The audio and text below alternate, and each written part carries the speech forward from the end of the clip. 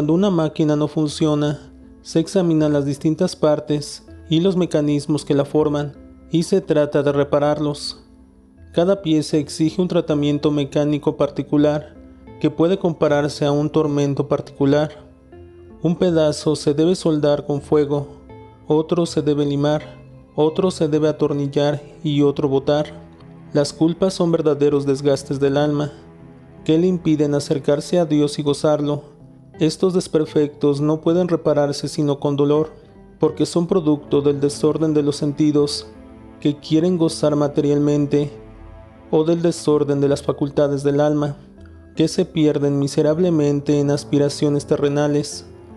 El condenado es como una máquina arruinada, que no puede repararse, porque el alma en desgracia de Dios huye ella misma del mecánico, concentrada en su orgullo y la obstinación de su perversidad, permanece como está, congelada en el odio y caída en el infierno.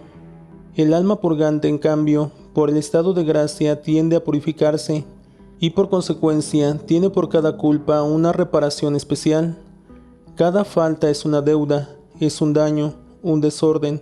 La deuda debe pagarse hasta el último centavo, el daño debe repararse, el desorden eliminarse.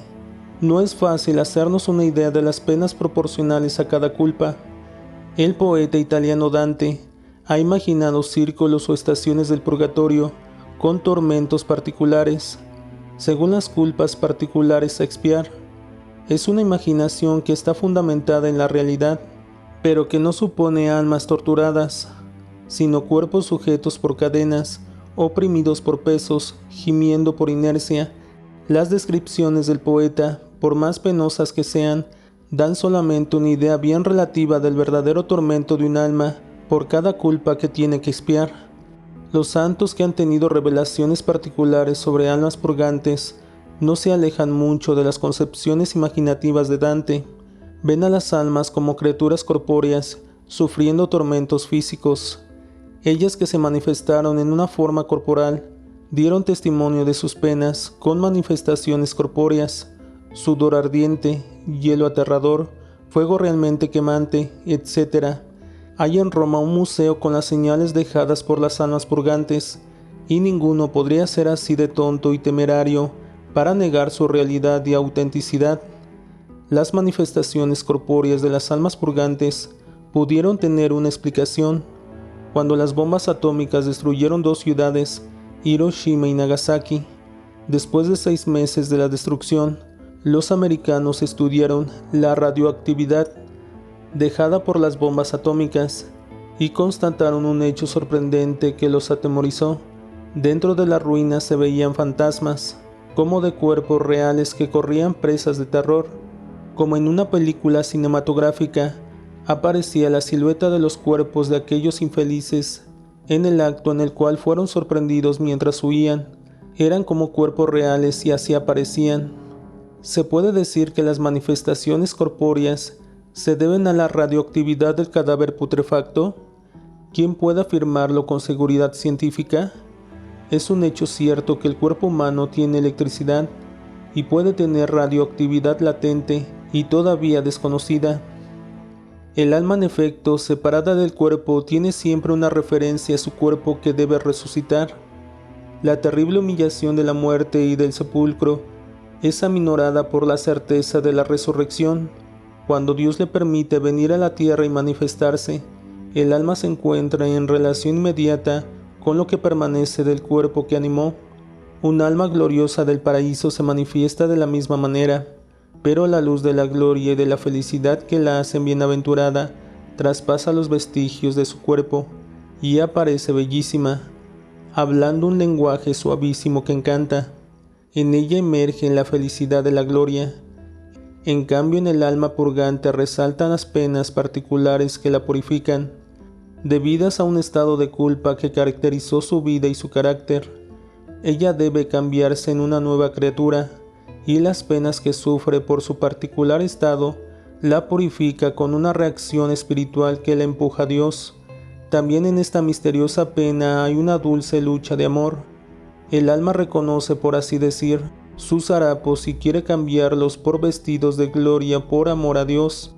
que debe recibirla en la bienaventuranza, y Dios, purificando su alma, la arregla y le prepara los vestidos nupciales del eterno banquete de vida. Si no se ve el purgatorio en esta luz de amorosa limpieza, especialmente en sus penas por cada pecado, el purgatorio aparece entonces como una despiadada venganza y cruel, que es absolutamente absurda en Dios, que es eterna e infinita caridad. Las revelaciones de los santos. No podemos ver las revelaciones de los santos en la espesa niebla de nuestra realidad material y de nuestra sensibilidad más egoísta que lógica. Es más bien necesario meditarlas con la realidad del mundo y de una vida de purificación muy diversa de nuestra vida mortal. En esta luz de amor, relatamos una revelación de Santa María Magdalena de Pazzi. Una tarde, mientras con algunas religiosas paseaba por los jardines del monasterio, fue cogida en éxtasis y se le escuchó gritar varias veces: «Sí, daré una vuelta», y con estas palabras obedecía a la invitación de su ángel custodio, que le exhortaba a visitar el purgatorio. Sus compañeras la miraron con admiración y temor emprender aquel doloroso viaje, del cual después escribió una espléndida narración. Pues bien, dando vueltas en torno al jardín, con su cuerpo doblado hacia la tierra como cargado por un pesado fardo, se detenía a mirar con señales manifiestas de horror y de compasión aquello que el ángel le mostraba. De tanto en tanto se le oía gritar: «¡Oh, qué pena! Misericordia, Dios mío, misericordia», y vio el lugar más profundo del purgatorio, donde estaban los sacerdotes y religiosos, exclamando: «¿Cómo, sacerdotes y religiosas en este lugar tan horrible? Oh Dios mío, cuán atormentados los veo», y diciendo esto, temblaba y sufría. Después del lugar de purificación de los sacerdotes, fue aquel de las almas simples, de niños y de las almas incultas, las cuales tienen sus culpas aminoradas por la ignorancia.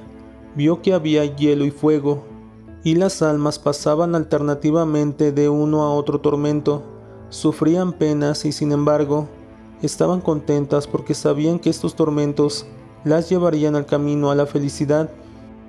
Vio también un lugar de nauseabundos demonios que, atormentando las almas, las insultaban. Eran almas que en vida habían sido vanidosas e hipócritas para agradar a los otros. Vio asimismo otro lugar, y en él una muchedumbre que avanzaba como aplastada por un enorme peso.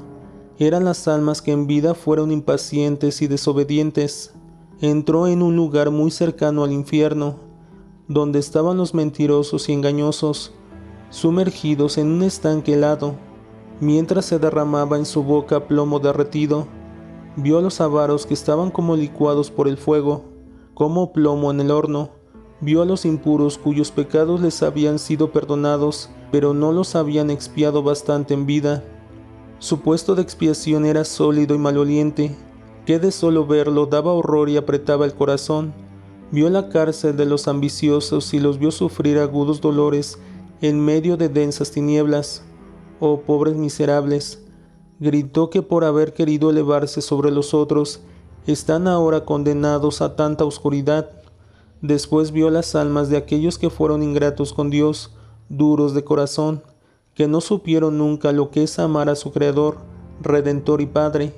Ella los vio sumergidos en un lago de plomo derretido, en castigo por haber hecho estériles con su ingratitud las fuentes de la gracia. Finalmente le mostraron una última prisión, que por no haber tenido en vida ningún vicio particular, se mancharon con pequeñas faltas, y vio que todas sufrían castigos correspondientes a sus faltas, pero en pequeñas proporciones. Es evidente que el tipo de penas observado por la santa por los pecados de las almas que expiaban en el purgatorio eran símbolos de su realidad penosísima, que no puede tener comparación con los sufrimientos en la tierra. El hielo y el fuego que veía la santa era en realidad el estado de hielo de aquellas que no amaron a Dios o no lo conocieron por ignorancia culpable, y el fuego era el ardor que les quemaba por conocerlo y amarlo. Las heridas de las almas que fueron vanidosas en vida eran como filudas agujas que penetraban íntimamente en ellas, por haber buscado la complacencia de las criaturas. Los pesos sobre las almas impacientes y desobedientes eran la opresión que experimentaban al ser como dominadas por el fuego y estrechadas por las llamas. El plomo fundido arrojado en la boca de los mentirosos y el estanque helado en que eran sumergidos eran símbolo de las expiaciones de los engaños que, contrastando con la verdad eterna, son como fuego que produce ruina y frío del espíritu lejos de la eterna verdad. El plomo licuado que se le aplicaba a los avaros era tormentosa expiación de su apego al vil metal. Las ebulliciones en que estaban los impuros representa el estado de su alma, manchada de residuos de vergonzosos pecados. Las tinieblas de los ambiciosos eran la expiación por su deseo de brillar en la gloria terrenal. Cada pecado, cada imperfección que mancha el alma, se vuelve en ella como hábito, como un modo de vida, y eso es tan verdadero que nosotros espontáneamente no designamos al hombre por su vicio, no decimos, este hombre peca de avaricia, decimos, es un avaro. El vicio lo absorbe todo, y la expiación lo llena todo. De modo que el alma es como el plomo que se licúa, se libera de la escoria y toma una nueva forma, por así decirlo, una forma de justicia, que le hace desear la riqueza de la vida eterna. La soberbia se vuelve humildad en la humillación de los sufrimientos que dominan el alma. La avaricia se vuelve desapego de las cosas terrenales en el deseo de poseer el eterno bien. La lujuria, práctica vergonzosa de pasiones sucias, se vuelve como hábito penitencial que purifica el alma. El estado de ira se vuelve actitud de paciencia, porque el alma sufre con amor los castigos que la equilibran en paz. La gula, por expiación, se vuelve poco a poco gusto por las cosas eternas. La envidia se vuelve caridad en el deseo que todas las almas estén en la gloria. La pereza se vuelve empuje ardiente hacia el Señor, por la expiación que purifica el alma, sacudiéndola del letargo en el cual vivía en la tierra. El alma es como un gusano que antes de transformarse en mariposa, sufre un despojamiento de sus órganos inútiles. El alma entra en el purgatorio como un gusano vicioso repugnante, como el gusano de seda en el capullo. Encerrada en la prisión del purgatorio adquiere casi una nueva naturaleza y se vuelve blanca mariposa que vuela hacia Dios en la eterna felicidad. Si nosotros pensamos en el daño que hacemos con los pecados veniales, míseras satisfacciones de un momento fugaz, no seríamos tan tontos para seguir con tanta facilidad los impulsos de las pasiones y las tentaciones de los sentidos, y sabríamos dominarnos para vivir completamente en gracia de Dios.